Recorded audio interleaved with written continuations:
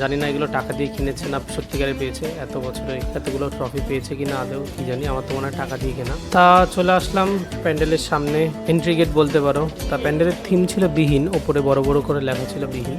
এবার আস্তে আস্তে পাহাড়ের ওপরে উঠতে শুরু করলাম। পাহাড় বলতে এই জায়গাটা পুরো টোটালি কিন্তু টিন দিয়ে করেছিল, টিনের স্ট্রাকচার, লোহার স্ট্রাকচার চারপাশে, বেশ ভালোই লাগছিল দেখতে। তারপরে আস্তে আস্তে উঠে গেলাম পাহাড়ের ওপরে, শুশুনিয়া পাহাড়ের ওপরে, যাই হোক সরি প্যান্ডেলের ওপরে। তা ভালোই লাগছিল, কিন্তু এদিকে 5টা 10 বেজে গেছিল, ওর জন্য আকাশের অবস্থায় প্রায় সকালই হয়ে গেছিল। ভোর হলো, দৌড় খোলো, কুকুমনি ওঠরে। চোখের অবস্থা এমনই হয়ে যাচ্ছিল যে বলছিল ভাই এবার তুই ঘুমাতে যা। ঘুম কিন্তু মারাত্মক পাচ্ছিল, কিন্তু ঠাকুর দেখার কমতি ছিল না, ঠাকুর দেখেই ছাড়বো। তারপর আস্তে আস্তে ঢুকে গেছিলাম সুড়ঙ্গ দিয়ে একদম শুশুনিয়া পাহাড়ের ভিতরে, প্যান্ডেলের ভিতরে। তারপরে গুহায় ঢুকেই দেখতে পারি প্রচুর জীবজন্তুর চিৎকার চেঁচামেচি। তা সেটায় ভয় না পেয়ে এগিয়ে গেছিলাম প্রতিমা দেখতে। তা গুহা থেকে বেরিয়ে পৌঁছে গেলাম ডক্টর স্ট্রেঞ্জের মাল্টিভার্স অফ ম্যাডনেসে, সরি মণ্ডপের ভিতরে পৌঁছে গেলাম। বেসিক্যালি ওখানে প্রত্যেকটা ধাপে ধাপে সুতোর কাজ করা ছিল, আর পিছন দিয়ে প্রজেক্টর জ্বালিয়ে দিয়েছিল বলে এটা একটা গোলক ধাঁধার মতন লাগছিল। যাই হোক, তাই এটা ছিল টালা প্রত্যয়ের মেন প্রতিমা। এটা কিন্তু খুবই সুন্দর লাগছিল এবং ইউনিক লাগছিল, এরকম ধরনের প্রতিমা লিটারালি এর আগে দেখিনি কখনো।